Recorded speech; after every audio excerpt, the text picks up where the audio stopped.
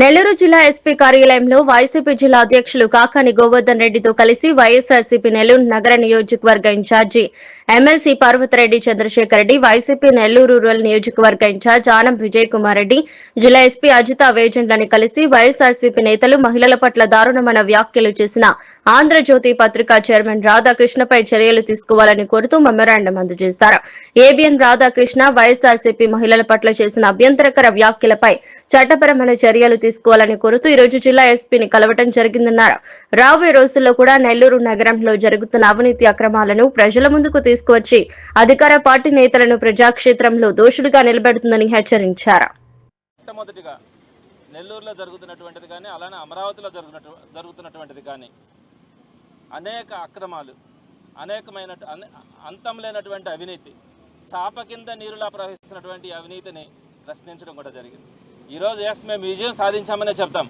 అన్ని విషయాల్లో కూడా అటు విఆర్ కాలేజ్ విషయం కానీ ప్రతి విషయంలో కూడా మేము మాట్లాడుతున్న తర్వాత మీరు వెనక్కి తగ్గి మీరు జనరల్ ఫండ్స్ నుంచి విత్డ్రా చేయడం అన్నది ఉపసంహరించుకుంటా ఉన్నారు అన్నది వాస్తవం. ఈ విషయంలో వైఎస్ఆర్సీపీ విజయం సాధించింది అన్నది ఈరోజు అందరికీ కూడా తెలిసిన విషయమే. అయితే మేము ఆ రోజు ప్రస్తావించినటువంటి రెండు మాటలు నేను మీ దగ్గర కూడా ఈరోజు మళ్ళీ ప్రస్తావిస్తాను. మొట్టమొదటిది, ఈ చెట్ల పేరుతో జరిగినటువంటి అవినీతికి సంబంధించి ఫస్ట్ ప్లాంటేషన్కి సంబంధించి చెట్టుకు 5,000 రూపాయలు, అలానే మెయింటెనెన్స్ పేరుతో 6,888 రూపాయలు, మొత్తం మీద 11,888 రూపాయలు డ్రా చేయడానికి వీరు దానికి సంబంధించినటువంటి కసరత్తు చేస్తారని చెప్పి మేము మాట్లాడాం. ఈ నిన్నటి దాకా కూడా నారాయణ గారు మాట్లాడిన దానికి ముందు కూడా ఈ 5,000 రూపాయలను ఒప్పుకున్నారు. 5,000 రూపాయలను ఒప్పుకొని దానికి సంబంధించి 5,000 కాదు, దాంట్లో ట్యాక్సులు ఉన్నాయి, ఇది అని చెప్పి మాట్లాడుతున్నారు.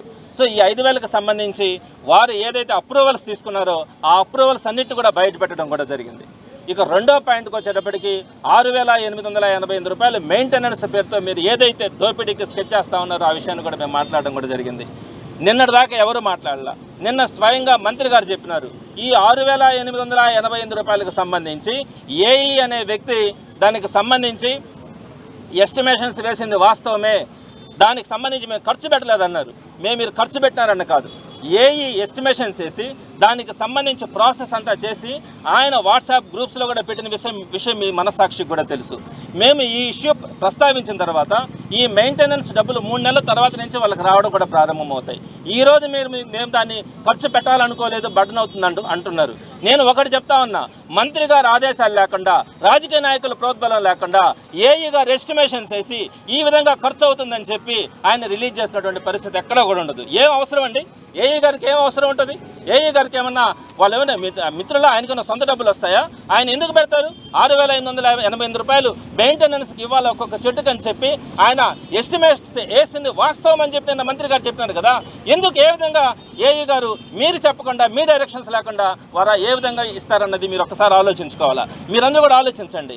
ఏఈ అనే అధికారికి కానీ లేదా డిఈకి కానీ ఎస్సీకి కానీ అక్కడ ఏం ప్రాసెస్ జరిగింది, ఎంతమంది సంతకాలు పెట్టారో వీటన్నిటిని నేను చెప్పబల్లే మీ మనసాక్షికి మీకు తెలుసు.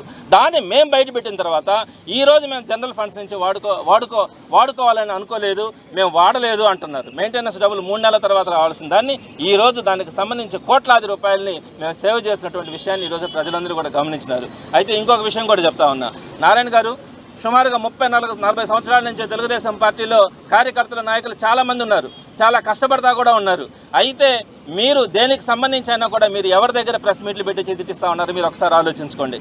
అదేవిధంగా ఇంకొకటి కూడా, నిన్న సీమరాజా అంట ఆయన్ని నెల్లూరుకు తీసుకొని వచ్చి ఆయన దగ్గర వీడియోలు చేయించారు. ఒక చెట్టు దగ్గర తీసుకెళ్ళి ఈ చెట్టు ఎండిపోయింది వాస్తవమే, మళ్ళా మొలకలు పెట్టుకొని వస్తుంది అని చెప్పి సీమరాజాన్ని తీసుకొని వచ్చి ఈరోజు మీరు వీడియోలు పెట్టించుకుంటా ఉన్నారంటే, మా మీద వ్యతిరేకంగా పెట్టించుకుంటా ఉన్నారంటే మీరు ఒక్కసారి ఆలోచించండి నారాయణ గారు.